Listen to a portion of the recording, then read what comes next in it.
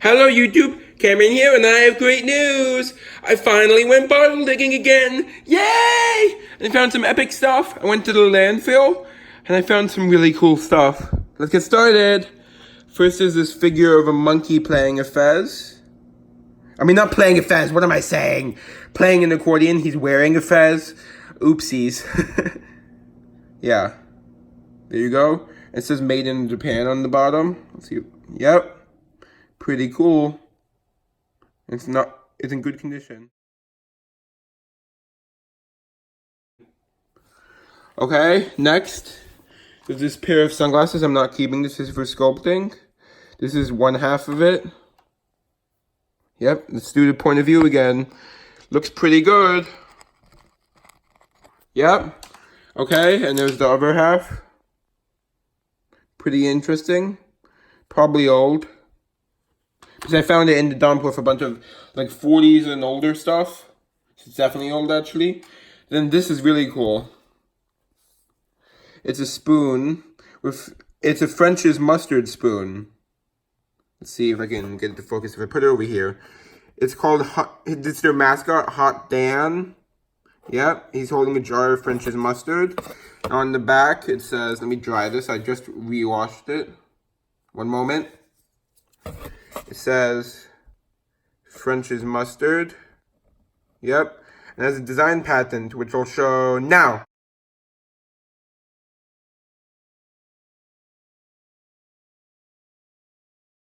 Yep. And also there's some information about the mascot, which I'll show now. This is probably the most obscure advertising mascot in the history of advertising. He's obviously the spokesperson for French's mustard. He's potato-shaped and he wears a big bow tie. Hot Dan the Mustard Man was used pretty extensively in print advertising from the late 1940s through the 1950s. He probably did not see any TV time. Hot Dan the Mustard Man may be seen at the best places, but the internet is not one of them. There is no history, origin, or fate as far as this mysterious person with the huge bow tie is concerned. Hot Dan the Mustard Man even had his own cartoons in which he sold French's mustard and brought peace to American homes. French is an American manufacturer of prepared mustard condiment. Created by Robert Timothy French, French's cream salad brand mustard debuted to the world at 1904 St. Louis World's Fair.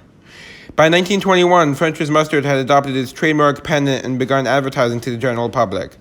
There is no mention anywhere of Hot Dan the Mustard Man and his representation of French's mustard. He's not mentioned in the corporate history.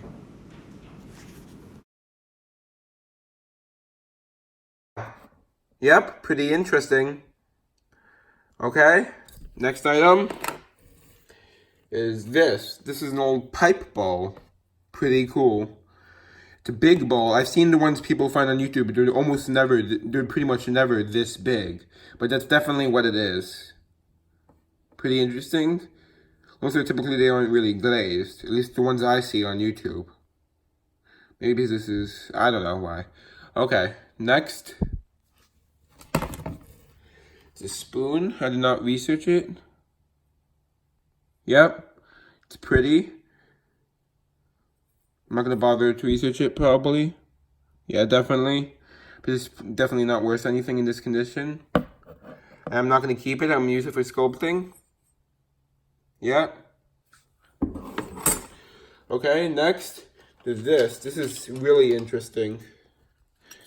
It's nailed. It says place. Yep.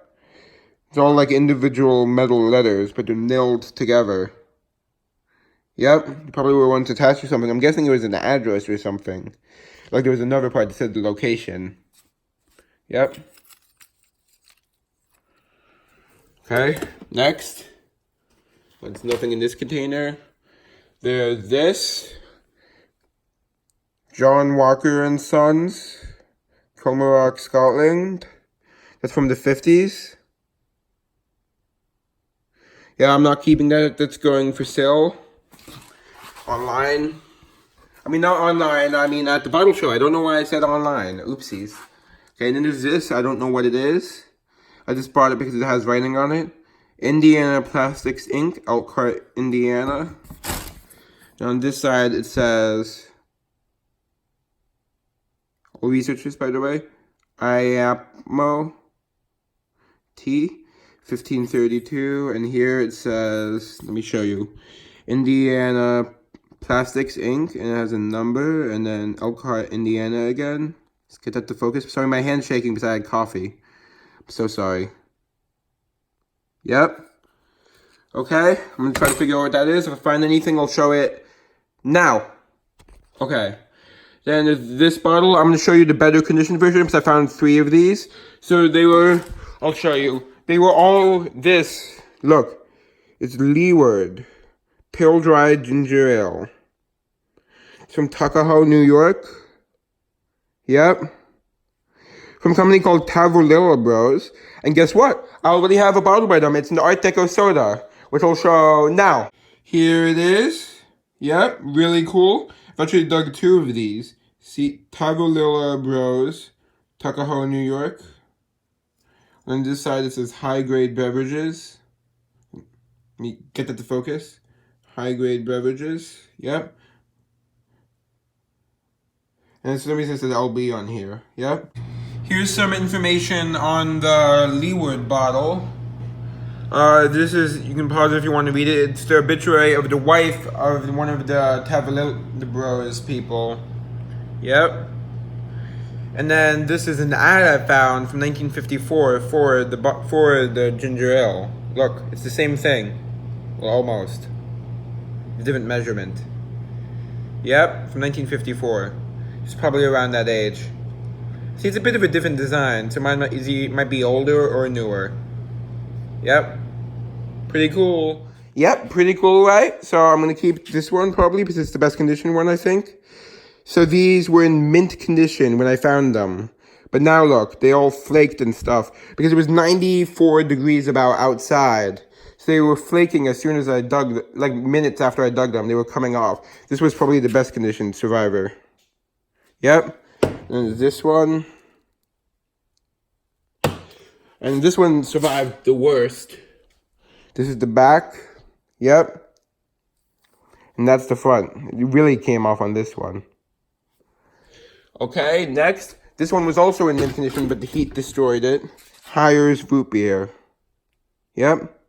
With real root juices. Still decently readable, though. I'm probably not going to keep it. I don't know. Finer flavor because of real root juices. Yep, and it has the ingredients. What has ginger? Bottled under authority. It doesn't say exactly where it was made. Just that it's bottled under authority of the company. And then there's this. I think it might be a lid, but I'm not sure. It says silver dollar. And then it says pure at the bottom. I'm assuming it's some sort of food product. I don't know if this was a lid or a container, though. Yep. Pretty cool, though, either way. Okay, I'm out here researching, and I have an update. It is a shot glass. A collapsible shot glass. Yep. Here's one. Here's another one. Yep. As you can see.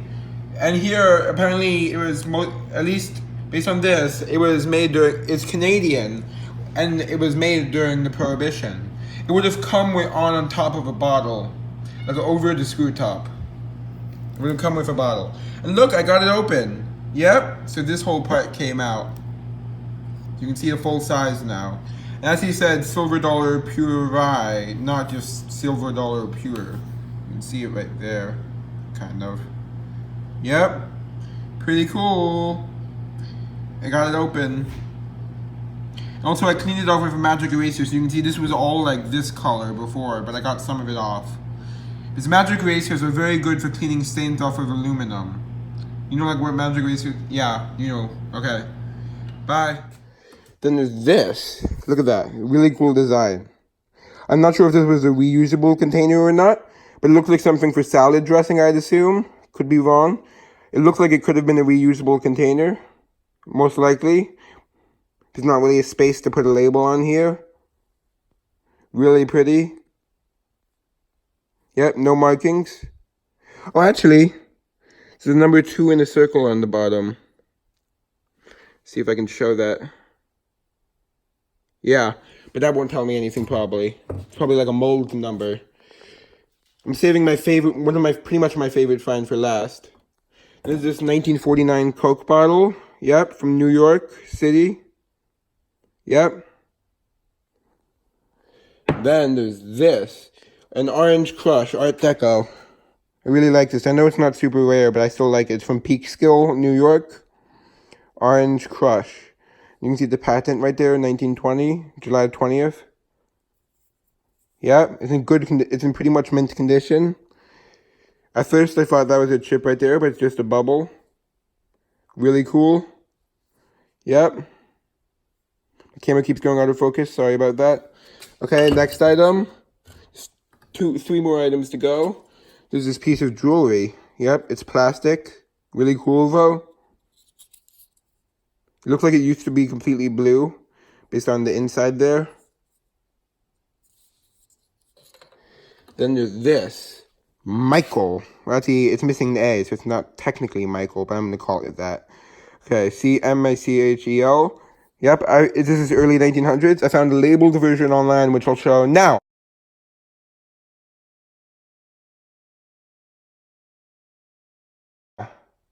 Yep. And then I found some ads for the company, which I'll show now.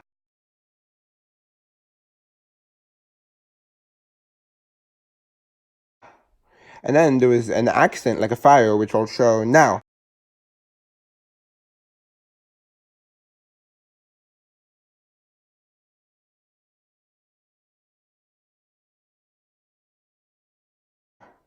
Yep, pretty interesting.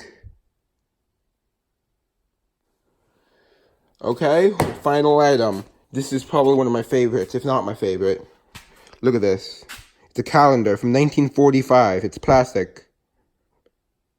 We offer these services. Look. Isn't that epic? I put this in the sleeve because it was bent in half, so the sleeve straightened out, because it's hard plastic. Yep, and on the back, much worse condition, but says 90-second serving, Yonkers and vicinity. And it has an image of the building there. You can't really see it because it's so faded. You can barely see it. But it says Yonkers Savings Bank. As the address. Yep. Really cool. Epic. Yeah, I'll have to research that. If I find anything, I'll show it now.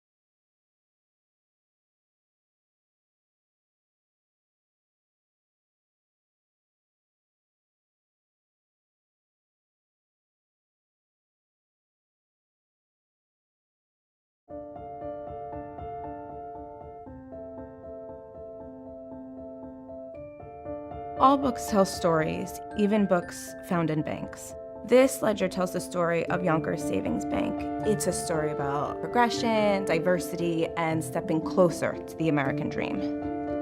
Until the mid-1800s, banks were really only for the very wealthy. All of this really changed with the birth of savings banks. Anyone from anywhere could deposit nearly any amount of money. Yonkers Savings Bank opened its first branch in Yonkers, New York in 1854. Its ledgers came to our archives in 1999. They give us a unique glimpse into the lives of ordinary people. Many of them were newly arrived immigrants who came to make a new life for themselves in the US. These banks were inclusive of all races. Our ledger is dated from just 5 years after slavery ended in the US and records many deposits from African Americans. Parents no longer had to hide their child's savings in a box under the bed. At the savings bank, they could make deposits in their child's name, safe in the knowledge they were setting them up for later in life. Married women also benefited from savings banks. Their accounts were legally independent from their husbands. The savings bank opened up financial opportunities regardless of ethnicity, gender, or age, which is a tradition that HSBC proudly continues to this day in branches all over the world. I am the granddaughter of immigrants, and so when I look at the deposits in this book, I see my own family story. My name is Anne, U.S. Archives Manager, and this is my favorite story from the HSBC Archives.